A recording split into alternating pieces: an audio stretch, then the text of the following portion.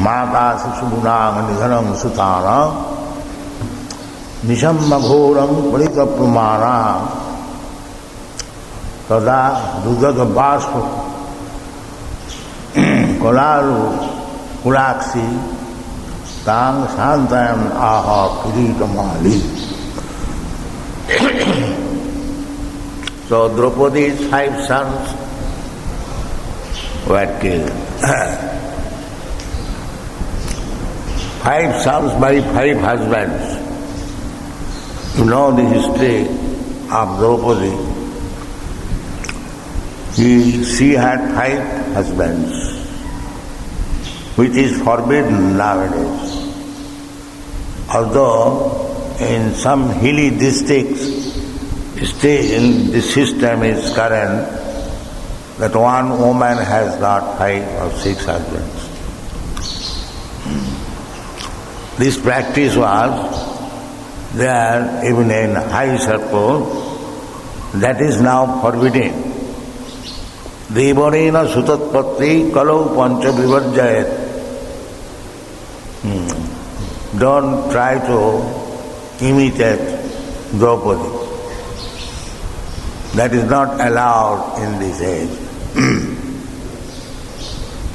Aswamedam gavalammam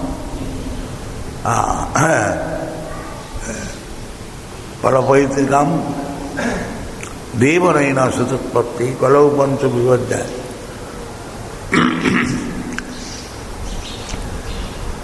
So when Draupadi was gained by Arjuna, the 5 Pandavas were in the forest, incognito. So, when they came to their mother in jubilation, they exclaimed, "Mother, we have got a very nice jewel."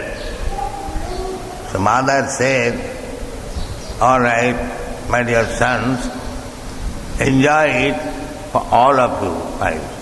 So on the order of mother, they accepted Draupadi as a common wife.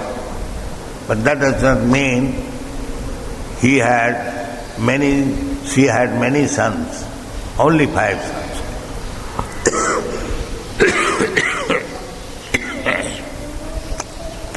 By the 5 husbands, 1 son. That is also under system, not competition, that each husband will produce dozens of children. No. So, when the mother understood that her sons were killed, certainly she was very, very unhappy. Mata Sisunang Nidhanam Sutana Nisamma Ghoram Paritapamana, lamenting. That is natural. So, Tada Rudot Baspo Korakulaksi, with tears, she was crying, and Tang Santayam, pacifying, Aha Kiritamali. Kiritamali is Arjuna. So, they are directly connected with Krishna. Draupadi's another name is Krishna. And still, they had to suffer the material pangs. Not that because one is Krishna conscious, there will be no material suffering. Actually, those who are Krishna conscious, they have no material suffering. Although it appears that they are suffering, they are not suffering. They can accept any so-called suffering and accept it as mercy of Krishna. They never take it as suffering. Tattena kampa susamikshamana bhunjana eva atmakritam vipak. A devotee when he is in suffering, so-called suffering, he accepts it as the mercy of Krishna. Tattenukampa. And he rather thanks Krishna that I had to suffer many more times, but you have minimized it, giving me little suffering. So it is your mercy. And if anyone lives on that attitude, everything taken as Krishna's mercy, then he is guaranteed to go back home, back to God. Mukti padesha dayabha. Dayabha means he is going back to home, back to Godhead, is exactly like the inheritance of property by the son. Mukti padesha dayabha. So we should learn from the Pandavas that Krishna was always present with them. Still they had to suffer so much material tribulations. So they were never unhappy. Neither they requested Krishna that, my dear friend Krishna, you are always with us. Still we had to suffer. Never expressed that. That is pure devotion. Never try to take any benefit from Krishna. Simply try to give benefit to Krishna. Do not take any benefit from Krishna. This is pure devotion. Perhaps you know that once upon a time Rupa Goswami desired that if I would get some nice foodstuff, I would have invited Sanatana Goswami and cook some nice food. He desired like that. They are living Vrindavan here and there under the shade of a tree. They had no stock, nothing. So one very beautiful girl came and offered rice, dal, ghee. She said, Baba, we have got some festival. In this country, they address saintly person as Baba. So, she offered so many things, and he immediately invited Sanatana Goswami. They are living separately. And Rupa Goswami was very good cook also. So he prepared very nice preparation and offered to Sanatana Goswami prasadam. So Sanatana Goswami astonishingly inquired, where you got all these nice things in this forest? So he told the whole story that in the morning I desired just a few little time. One very beautiful girl came and offered these ingredients. So after hearing the description of the beautiful girl, Sanatana Goswami could understand that she was Radharani. So immediately he chastised Rupa Goswami that you have taken service from Radharani. This is not good. We are trying to give service to Radharani and you have taken service from Radharani. So this is Vaishnava consideration. They are firmly determined not to bother Krishna with anything, simply to serve. Anukulyena Krishnanusana. Similarly, Krishna also finds opportunity where to serve his devotees. This is the reciprocation. The devotee wants to serve Krishna without any return, and Krishna also wants to serve devotee whenever there is opportunity. This is the transaction of love, not to take anything in return.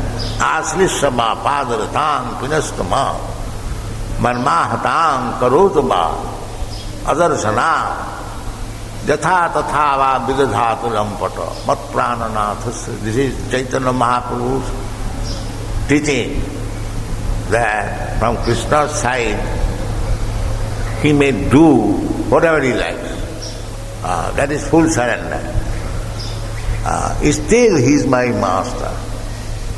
He is nobody else. He is still my worshipable master. Bhaktivinoda Thakur has sung Manasa deha geha jo kichu moro otpinu tuva pade Nanda Kishore. Nanda Kishore is Krishna. So this is full surrender. My dear Nanda Kishore, whatever I have got, now I am offering everything to you. What I have got?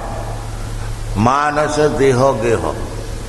I have got my body, I have got my mind, and a so-called home, or a wife, or a few children, what I have got.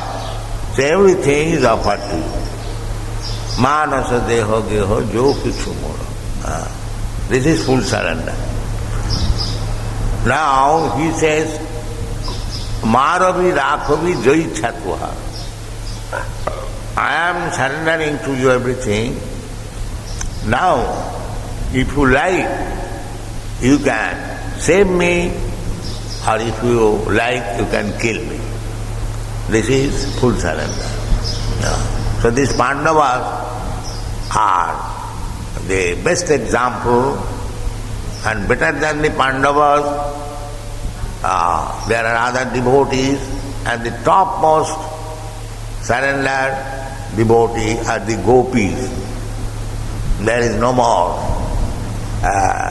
higher exalted devotees than the gopis. Therefore, Chaitanya Mahaprabhu recommended that the gopis, the Ramma Kachit Upasana Brajavadhu Varga Bhijakul. There is no better type of worshipping Krishna than the method by which gopis worship Krishna. Their love was so intense that they did not care for any family, any honor, or any prestige, nothing. That is the highest, topmost loving state of Krishna. And Krishna also loved the gopis so much so that Krishna asked them that you cannot expect any return from me for your ecstatic love. I cannot. It is beyond my power. So they purchased Krishna, and the topmost gopi is Radha. So we should not consider these gopis' dealings with Krishna as ordinary material dealings. It is not that. Ananda chinmaya rasa pratibhavitabhi sabhi eva nijadupataya kala. The gopis are expansion of Krishna's pleasure potencies. That is described by Srila Jiva Goswami. Radha Krishna pranaya vikiti alladini shakti asma. Alladini shakti. Krishna has got the pleasure potency. Parasa shakti vividhaiva suyate. He has got multi-energies. In the Vishnu Puran it is also said, Parasa Brahmana Shakti Sadvedam Akhilam Jagat. Whatever we see, that is display of the potencies, different potencies of the Supreme Personality of God.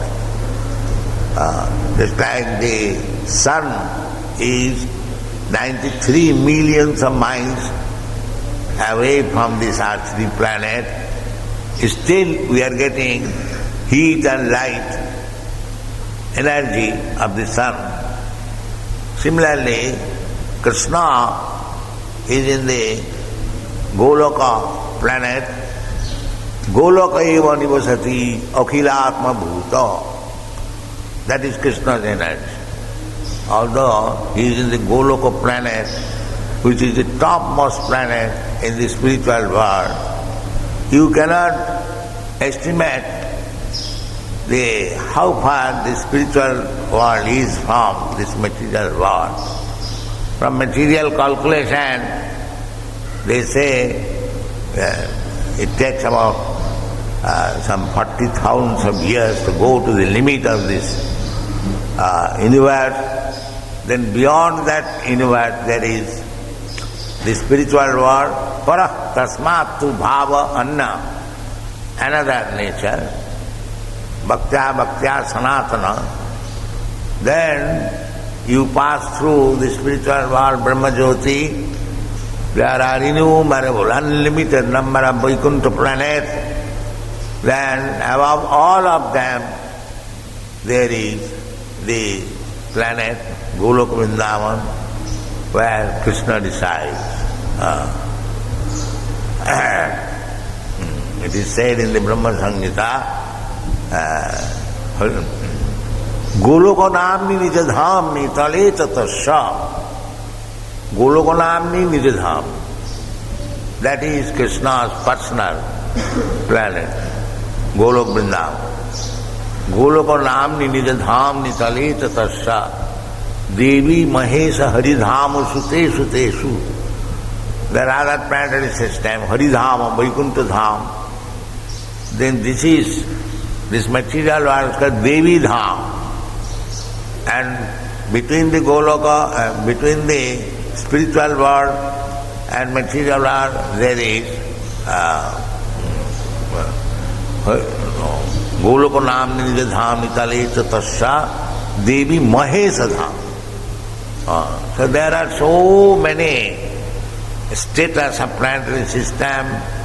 Each planet is full with living entities. The spiritual planets, they are full of living entities. They are all liberated, nitya mukta. And those who are within these material world planets, they are nitya baddha. Nitya baddha, nitya mukta. There are two kinds of living entities. The nitya baddhas are only few, but the nitya muktas are many, many. This material world is only 1/4 energy of the creation. The 3/4 energy is in the spiritual world. And here, in the 1/4 energy, there are innumerable universes. And each universe is full with different types of planets.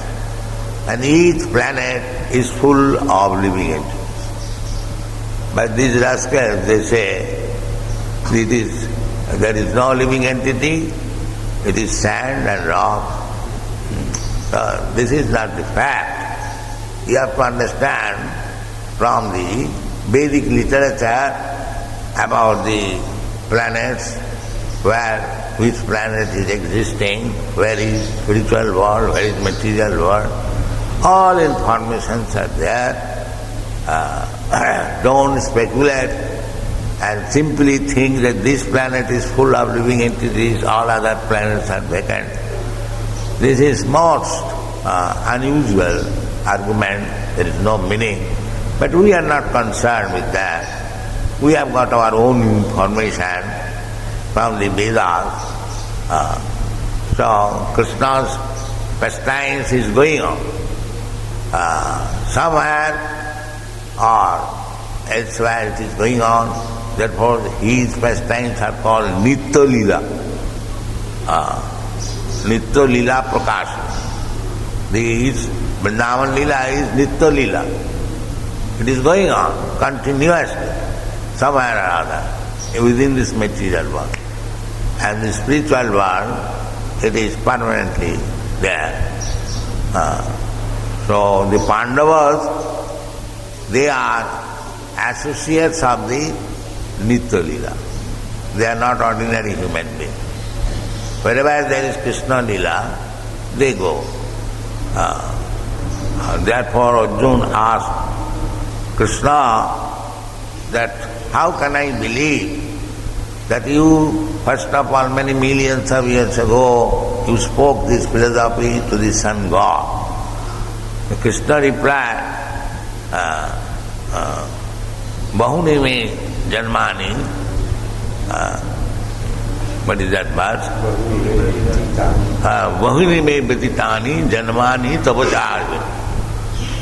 Arjuna, both you and me were together, and we have passed through many different leelas, but you have forgotten, I remember. That is the difference between God and the living entity. They cannot be equal. We forget, the Mayavadi's philosopher, they put this argument that because we have forgotten, now in Maya we have forgotten that we are God. So what kind of God he is if he forgets? God never says, I have forgotten. Krishna says, Vedaham samiti tani. I know past, present, future. So where is the question of forgetting? If somebody forgets, that God is different from the God who does not forget. Therefore you have to accept too. You immediately have to accept Dvaitavad. One forgetting God and one not forgetting God. You cannot accept one. That is not possible. And that is the fact. Just like Krishna said, that I remember when I spoke to sun god, you have forgotten. So there are two. Similarly, Krishna's another name is Achyuta. He never falls down from his position. And if we fall down from the position, that we are not on the same level. We may have some power and we can claim that I am God. That we can claim, but not that God like Krishna. Therefore two words are there. Ishvara, Parameshwara. In the Brahma Samhita therefore it is described that Ishvaras there may be many, but not Parameshwara. Parameshwara is one. Ishvara, Parama, Krishna. So these Mayavadis, they forget this, that Ishvara, Parameshwara, there are two words. Atma and Paramatma, there are two words. So they are not equal. And Krishna said, Matta Parataram Nanyam. He is the supermost, Ishvara. Nitya Nityanam Chetana Chetananam. Although both of us are Nitya, eternal, and living entities, still there is difference. He is supreme, living entity, we are subordinate. Prabhu and Anu, Vibhu and Anu. This philosophy is perfect, and anyone who accepts this Mayavad philosophy, that the God and living entity are on the same level, they have got 4 fund of knowledge. Thank you very much.